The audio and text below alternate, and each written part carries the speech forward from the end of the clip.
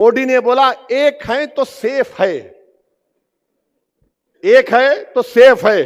ये मीडिया वाले मेरे पीछे आ गए दोपहर में, इन भाई देखो जिनके सर पे कम बाल है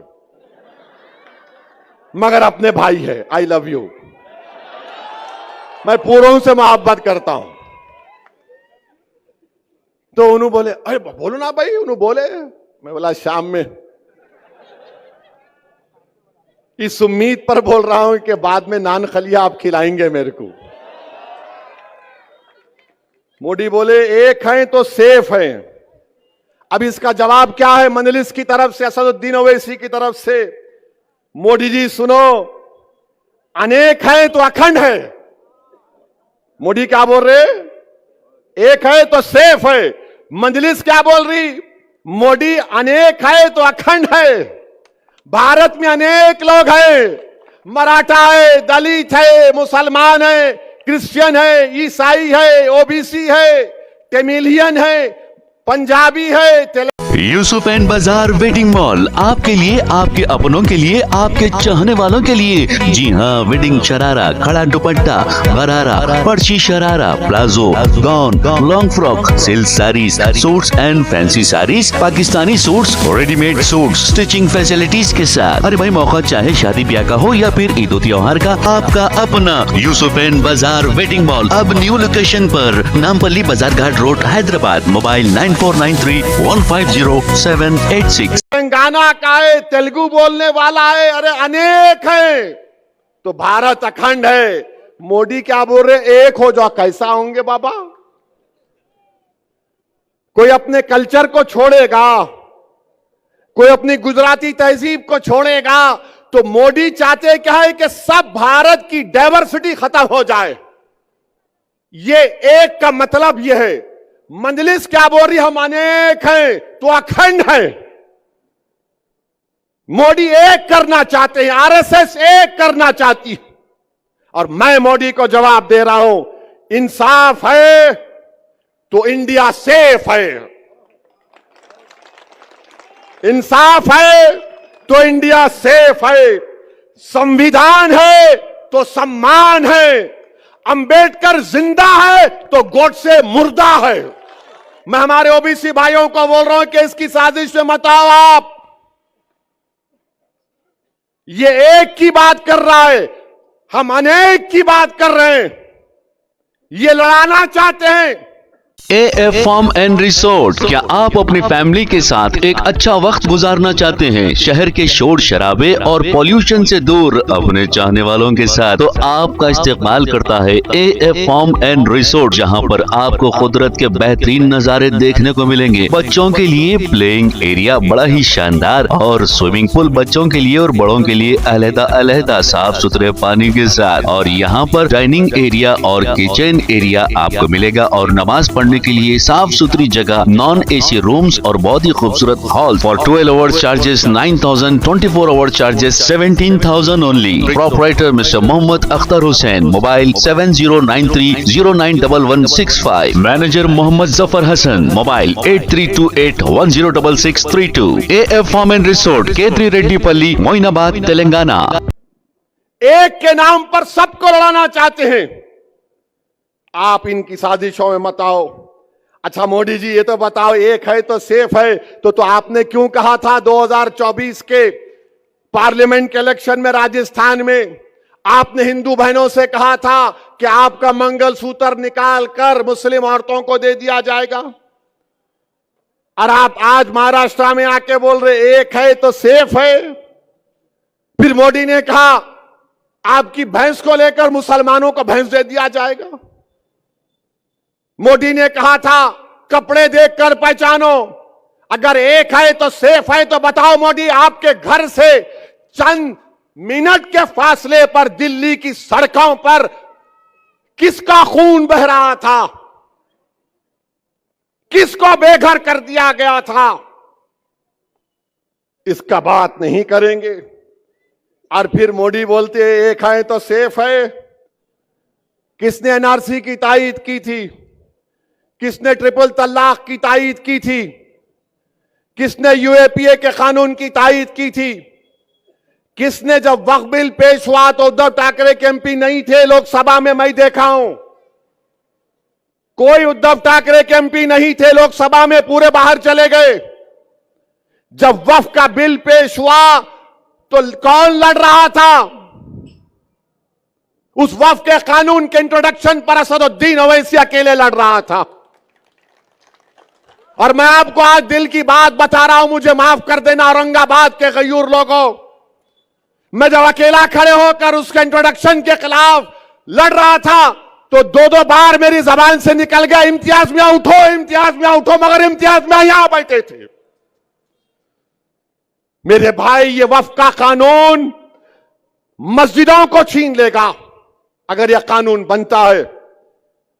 यह कानून बनता है तो दरगाहों को छीन लेगा, ईदगाह की जमीन को छीन लेगा, कब्रिस्तानों को छीन लेगा। इतना गंदा बिल है बनाया गया। बताओ, अगर तुम्हारी आवाज होती भारत की पार्लियामेंट में, इम्तियाज अख्तर अली मान अगर कामयाब हो जाते, किसका फायदा होता? आपका होता, संविधान का होता, जमहूरियत का होता। मगर ये कोविड का वायरस फैलाने वाले हमारी सफों में निफाक पैदा कर दिए। इस तरह का वक्फ का बिल पेश किया गया भारत की पार्लियामेंट में। मेरे अजीज दोस्तों और बुजुर्गों, इस कानून के खिलाफ हमको और आपको खड़े होना है। और मुझे यकीन है कि अगर ये बिल हुकूमत नरेंद्र मोदी लेकर आएगी तो एक बात तो यकीन के साथ कहूंगा मैं, जो एहतजाज CAA में हुआ उससे डबल एहतजाज पूरे भारत में होगा। सुन लो नरेंद्र मोदी, इंशाअल्लाह ताला। ये बिल को हम नहीं मानते। ये बिल हमारी मस्जिदों को छीनना चाहेगा। अगर ये महाराष्ट्र में कौन विधानसभा में खड़े होकर ये 100 लोग बोलेंगे? अगर ये कानून की तस्दीक कराने के लिए इस कानून के खिलाफ अगर कोई आवाज उठाएगा तो ये लोग उठाएंगे। ये उद्धव ठाकरे, शिंदे, बीजेपी, इनके पैसों पर बिकने वाले लोग जो जमीर बेच रहे हैं, अरे तुम औरंगाबाद को कमजोर कर रहे हो। कौन उसके खिलाफ महाराष्ट्र की विधानसभा में आवाज उठाएगा? नासिर सिद्दीकी खड़ा हो जाएगा, इम्तियाज जलील खड़ा हो जाएगा, फारूक शाह खड़ा हो जाएगा, मुफ्ती इस्माइल खड़े हो जाएंगे, वारिस पठान खड़ा हो जाएगा, फैयाज खड़ा हो जाएगा। मेरे भाई, आवाज की जरूरत है, लड़ने वालों की जरूरत है। आपको फर्क महसूस करना है, एक लड़ने वाले की तरफ से और एक गाने वाले की तरफ से। ये सब गाने वाले हैं, इनको हुक्म होगा, ऐसे राग में गा, बोलो ओवैसी के खिलाफ, तबलचियां शुरू हो गए, हारमोनियम लेके ओवैसी ये, ओवैसी वो। मेरे भाई, लड़ने वालों की जरूरत है। और यही वजह है कि RSS नहीं चाहती कि यहां से नासिर सिद्दीकी और इम्तियाज जलील कामयाब हो जाए। याद रखो, टीपू सुल्तान से गद्दारी करने वाले कौन थे? गद्दारी करने वाले बोलो, कौन थे गद्दारी करने वाले टीपू सुल्तान से? तुम्हारी जबानों को जुम्बिश दो और बोलो, कौन थे? सिराजुद्दौला को धोखा देने वाले कौन थे? करबला के मैदान में इमाम हुसैन के खिलाफ नमाज भी पढ़ते थे और पानी भी बंद करते थे, कौन थे वो लोग? मेरे भाई, तारीख तुमको पुकार पुकार कर कह रही है कि एक पार्लियामेंट के इलेक्शन में इन जालिमों ने हमको डसा, अब असेंबली के इंतखाबात में इनको डसने मत दो। अपने इत्तेहाद को मजबूत बनाओ। मजलिस कभी किसी मजहब के खिलाफ ना थी, ना कभी रहेगी इंशाअल्लाह ताला। जब तक अल्लाह सुब्हानहू तआला असदुद्दीन ओवैसी को मजलिस का एक सिपाही और जिम्मेदारी के तौर पर रखेगा, मैं किसी भी समुदाय का खिलाफ नहीं हूं।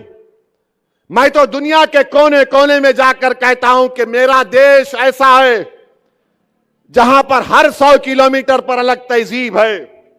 मेरा देश वो है जहां पर हजारों तहजीबें, कई मजाहिब के मानने वाले रहते हैं। मेरा एक ही झगड़ा है जब सबका नेता हो सकता है तो मेरा नेता क्यों नहीं हो सकता?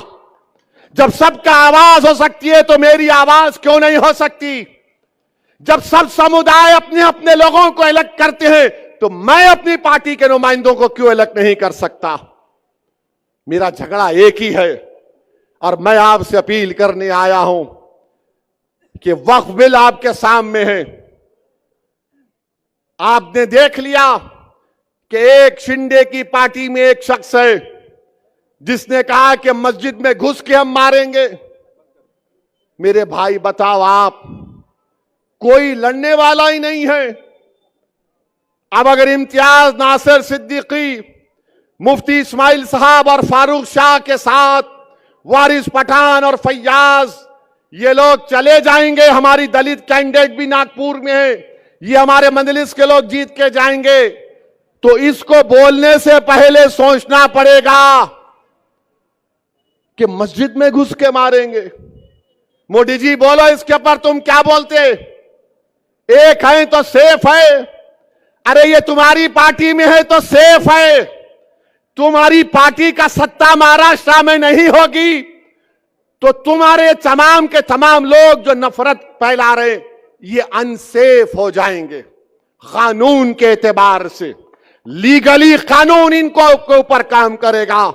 मगर शिंदे ने उस शख्स के साथ खड़े होकर कह दिया कि मैं इनके साथ हूं जो नबी करीम सल्लल्लाहु अलैहि वसल्लम के शान में गुस्ताखी करने की कोशिश की। तो मेरे अजीज दोस्तों और बुजुर्गों, अपने एक एक वोट को इस्तेमाल करिए। आप मजलिस के हक में बटन दबाइए। ये लोग जो खड़े हैं ना, जीतना इनका मकसद नहीं है, हराना इनका मकसद है। ये जानते हैं कि जीतने वाला इम्तियाज जलील है, जीतने वाला नासिर सिद्दीकी है, ये आपके इत्तेहाद के दुश्मन है। और ये जो बीजेपी, शिंदे, उद्धव ठाकरे और कांग्रेस के जितने उम्मीदवार है, बताओ तुमने औरंगाबाद के लिए क्या किया? तुम्हारे पास सत्ता थी, तुम पीने का पानी का मसला हल नहीं कर सके। यहां पर रोडें क्या है बताओ? इम्तियाज जलील ने अपने सालाना एमपी फंड से जो काम करवा सकते थे काम को करवा दिया। मगर मेरी आप तमाम से अपील है कि मुत्तहदा अपने वोटों का इस्तेमाल करिए। डरने और घबराने की जरूरत नहीं है। 20 तारीख के दिन सुबह में अपने घरों से निकलिए। नासिर सिद्दीकी का नाम मशीन में 12वें नंबर पर है, इम्तियाज जलील का नाम 6ठे नंबर पर है। और यह समझ कर वोट डालिए कि आप पार्टी को कामयाब कर रहे हैं, शख्सियतों को कामयाब नहीं कर रहे हैं। मजलिस इनफरादियत को प्रमोट नहीं करती, मजलिस शख्सियत को प्रमोट नहीं करती। अरे मैं आज जिंदा हूं, कल नहीं रहूंगा, यह हक है, मैं नहीं रहूंगा तो क्या मजलिस खत्म हो जाएगी? लाखों बार खुदा ना खास्ता, मजलिस रहेगी तुम्हारी वजह से। तुम लीडर बनोगे, तुम कायद बनोगे, तुम रहबरी करोगे, तुम भारत की पार्लियामेंट में लड़ोगे संविधान के दायरे में रहकर, तुम गरीबों की आवाज बनोगे, तुम मजहब की आवाज नहीं बनोगे, तुम गरीबों की आवाज बनोगे। ये मेरा ख्वाब है, इस ख्वाब को आपको जिंदा रखना है। अगर आप और हम खुदा ना खास्ता जो गलती हमसे पार्लियामेंट इलेक्शन में हुई, जिसकी बुनियाद पर हमारी कोई आवाज आज पार्लियामेंट में नहीं है, मैं आपसे अपील कर रहा हूं कि इन लोगों की कोशिशें होंगी। 15 नवंबर से ये इबलीस के एजेंट शुरू हो जाएंगे, कोविड फैलाएंगे। इन्हों सत्ता में आते क्या, इन्हों जीतते क्या, उन्हें वो होता क्या? मैं इन लोगों से कह रहा हूं, मैं अपनी जिंदगी के फैसले इस बुनियाद पर लिया हूं कि अल्लाह की जात पर अटूट तवक्कल करता हूं। मेरी नीयत में इखलास होता है और उसके बाद हम फैसला ले लेते हैं। तुम अगर दिल और दिमाग से पूछोगे तो तुम्हारा दिमाग बोलेगा 1 + 1 = 2, दिल बोलेगा 1 + 0 = 0 = 100। कूद जा प्यारे आग में, डरने की क्या बात है। याद रखो, अपने दिल की आवाज पर फैसला करो, अपनी जिंदा जमीर पर फैसला करो। हराओ बीजेपी को, हराओ मोदी को, हराओ शिंदे को, इन तमाम पार्टीज को हराओ। अगर मंजलिस के एमएलए जीत कर जाएंगे, अगर मंजलिस के एमएलए जीत कर जाएंगे महाराष्ट्र की विधानसभा में, तो इंशाअल्लाह ताला मैं आपसे वादा कर रहा हूं, हम सेकुलरिज्म को मजबूत करते थे, सेकुलरिज्म को ही मजबूत करेंगे। आप लोग तो 20 तारीख को आसमानों पे क्या दिखेगा और कैसा दिखेगा, ऐसा डाल के जीप जीप जीप पूरा सबको काट देने का। अरे अभी बोलेंगे अम्मा ऐसा बोले, पतंग बोल रहा हूं मैं।